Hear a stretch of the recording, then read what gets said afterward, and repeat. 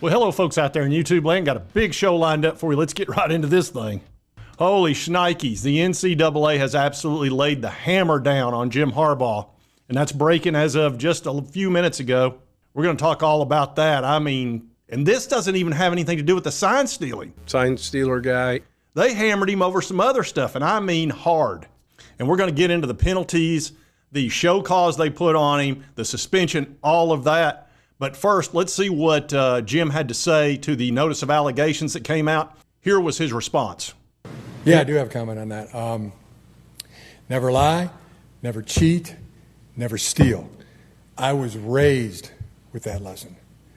I have raised my family on that lesson. I have preached that lesson to the teams that I've coached. No one's perfect.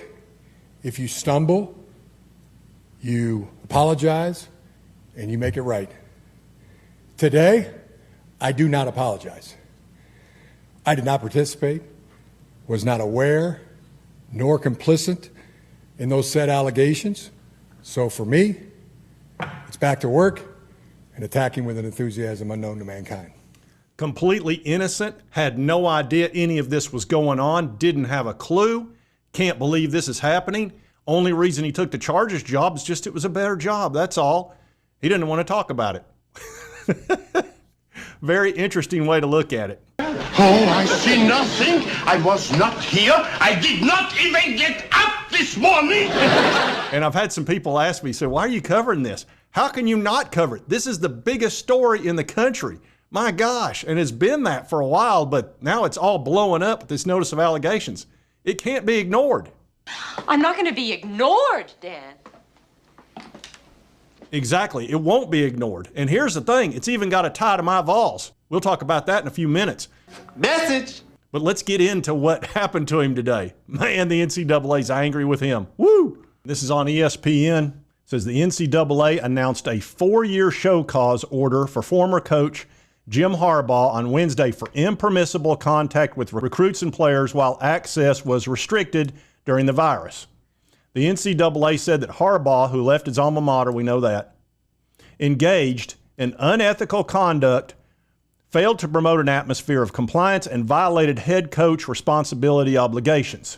Said the NCAA had already put Michigan on 3 years of probation along with a fine based on an earlier resolution. Harbaugh did not go along with that agreement. He disputed the allegations, failed to cooperate. Harbaugh's attorney, Tom Mars, has said the coach was not invited to participate in the settlement process or aware of the agreement. Well, if he wasn't aware, it's because he didn't want to be aware. Says the panel noted that Harbaugh's intentional disregard for NCAA legislation and unethical conduct amplified the severity of the case and prompted the panel to classify Harbaugh's case as level 1 aggravated. So the level 2 stuff that he could have gone along with and probably, got fairly big slap on the wrist, he said F you, and they said F you back. So it went from level 2 to level 1 aggravated, which is the worst case scenario, which is why he got a 4-year show cause and a 1-year suspension if he ever comes back to college football. Can you imagine what they're going to do to him over the sign stealing deal? So this is, I knew they were going to hammer this guy. They had to. Says the show cause orders covers 24 to 28. It would require a school wanting to hire Harbaugh to suspend him for the first full season. He would be barred from athletics-related activities, including team travel, practice, video study, recruiting, team meetings, until the order expires. They don't want him anywhere near college players. Just stay away.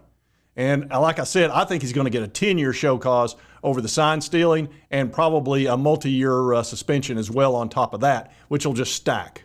The recruiting case is separate from the NCAA investigation into impermissible in-person scouting and sign stealing that played a huge role in Michigan's success, in my opinion, and many other people's opinions. We're innocent. And that's, you can sit here and say I'm hammering Michigan. Look, you can't have people signs like that. You can't forward scout and you can't go record it and do all the crap that Connor was doing, allegedly. And if you want to know what an impact sign stealing has on a game, watch this. But did the NCAA reach out to you or TCU about that and how you handled that preparation against what was going on there at the time? No, not that I'm aware of. They certainly haven't reached out to me, and I'm not aware if they've reached out to anybody else on our staff. But I think that it sounds to me like they've done a pretty thorough investigation of everything, and it sounds to me like they've have come to some conclusions and are getting ready to share them with us all. And it was definitely an interesting, definitely an interesting time. We were preparing for Michigan. We had a long time to prepare for them, and as we got started, you know how it is. You call people that at some of the schools that they played, and everybody kind of kept saying, "Hey, watch the signals and be careful with this." And you hear that from people, and often you hear that from people that lost a game as kind of an excuse. And I think we treated it that way at first a little bit, and then I think as we started to hear it more and more and started to dive into it a little bit, it seemed pretty obvious maybe that something was going on, but we had no idea what or to what extent. I think stealing signals is pretty common in college football, but I think that Michigan took it to a different level is what it sounds like to me, and certainly what we heard. And so we made a couple of changes. Wasn't anything earth-shattering. Made some changes to kind of protect our offense and defense, from them, and as we played in that semifinal game. And I think it certainly helped us. And I don't know that we would have been able to win that game had we not gotten some of that information. So, I mean, and it can be as simple as just having a dummy call or a dummy sign. And was there a play that comes to mind where you knew you got them on a sign that they thought a play was coming, but it really wasn't that play? Oh, I can't think of anything specific, but there was some times where, we got into a formation and we checked, did a check with me on the sideline and signaled in a dummy call, and they signaled in a call. And we didn't change the call to the signal. And I think that there was the assumption maybe that it had been, or it certainly looked that way. Right. It's speculation on my part, but one or two, I think, plays in the ball game probably resulted from that. Again, it's hard to say that for sure, but I think we can speculate that way. And one or two plays is about, one or two of the 5 or 6 that determine a football game. Yeah. Well, very, very smart by you and your coaching staff. I am curious, though, and we don't know this and we haven't read the notice of allegation, but we're seeing some reports coming out of it. If it comes out that, and you mentioned this was a little bit above and beyond as opposed to what you see with normal sign stealing in college football, if in some way it's released that other programs believe they were affected, teams that Michigan was not even playing, but were going to be affected positively by if they lost in the playoff race, how much worse do you think that is from a coaching standpoint? Oh, I think it's like anything. I mean, look, we have so much on our plates right now that we have to kind of move on.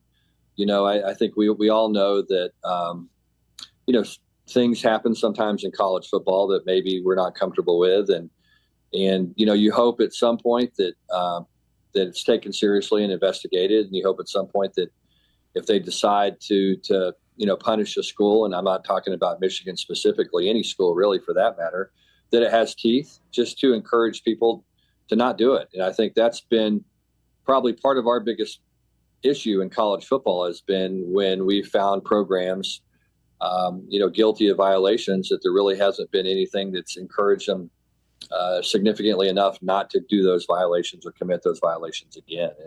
And so you just hope that at some point, whether, like I said, it's Michigan or whomever, that finds some wrongdoing within the program, that there's something with teeth to encourage programs to do things the right way. And what the interviewer was asking there, he was directly asking about the assumption that Michigan, Connor Stallions, had reached out to South Carolina to help them defeat Tennessee and Clemson, who were in the way of Michigan had they lost that Ohio State game, which was their big fear of the year because it was the only tough game they had.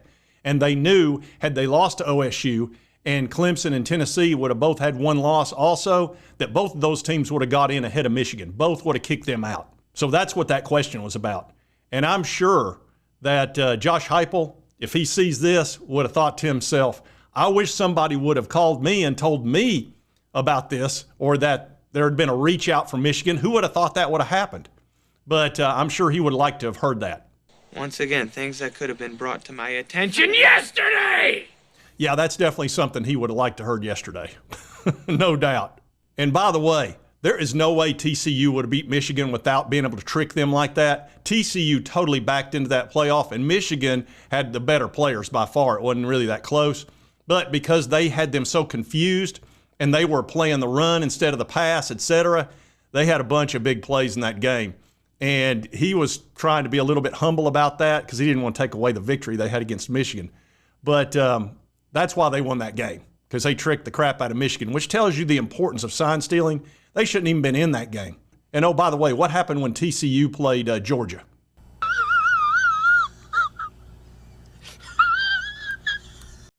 Yeah, they got absolutely boat raced. They drugged them up and down the field like a rented mule. Let's just call it what it was. Georgia defeated them in the worst victory ever in the history of a national championship game, which is why they shouldn't have been there. But because of the sign stealing and all the crap that was going on, they wound up being able to get into that championship game by doing the old switcheroo on Michigan. So anyway, huge day today as far as the NCAA hammering Michigan. Well, not really hammering Michigan, hammering Jim Harbaugh. What they're going to do to Michigan over the sign stealing, we'll see. We don't know yet, but it's obvious that the NCAA is out for blood, and I knew they were going to hammer Harbaugh. You could just count on it. It was going to happen. And I don't think it could have happened to a nicer guy. For him to sit there and act like he is above all this and he's Mr. Honesty, give me a break. You serious? Look, he took the money. He saw that. Here's the one thing, as oblivious as he appears to be, he wasn't oblivious about what was going to happen to him. He knew he was going to get hammered with a full, huge suspension, and they're not near done with him. But he saw the handwriting on the wall, and he skedaddled. When danger reared its ugly head, he bravely turned his tail and fled. Yet brave Sir Robin turned... Absolutely. Brave Sir Harbaugh got the heck out of town, and he was gone. Anyway, I did want to cover this today because it's breaking news, and I was expecting to do something a little bit different today, but man, this is huge. And I wanted to go ahead and get this out there. Anyway, if you like this content, be sure to hit that like button. Let's continue to cover all these big college sports stories. If you've not subscribed, boom, boom, boom, hit that little button. It will not cost you a dime. And right over here is the most recent video YouTube thinks you'll enjoy based on your viewing history. And if you do hit the subscribe button, it'll just make it easier for you to get my videos and you can keep up with this stuff. And we'll see you next time on Sports Talk Jay.